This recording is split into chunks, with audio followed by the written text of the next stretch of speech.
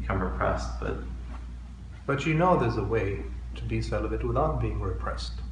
If somebody tells you otherwise, they just don't know what they're talking about. When you're being celibate, what are you doing? You're preserving sexual energy. yeah. You preserve energy. Now think of anything which just keeps on preserving and preserving and preserving. What happens? It becomes like a volcano.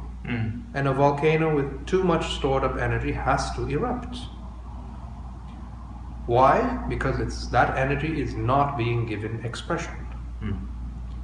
So same principle. If you're going to preserve the energy, you can't just keep preserving and preserving. It has to be given some kind of, you have to channel it and give it some expression. Either through physical labor or exercise or intellectual creativity. Because you'll find if you remain celibate, you might, not necessarily, but you might find you become more creative. You'll find your mind starts opening itself to certain possibilities which maybe you've not thought about. And it's because of chemical changes that are happening in the body, because of the preservation of the sexual energy. You might find you have a boost of concentration, again, because of you have a greater supply of energy. But with the concentration, you channel it on one point in your meditation, it will give you a certain fire. But you're just being celibate, sitting at home like a couch potato, watching Netflix. I mean, of course you're going to become sexually repressed.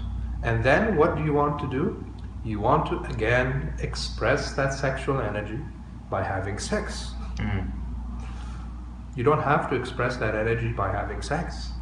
You can express that energy in many ways which will give it some expression. So it's not true. It's not going to necessarily lead to repression.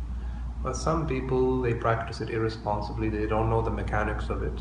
Of course, they become sexually repressed. So it's very important. You want to bring a balance between conservation of energy and expression of energy.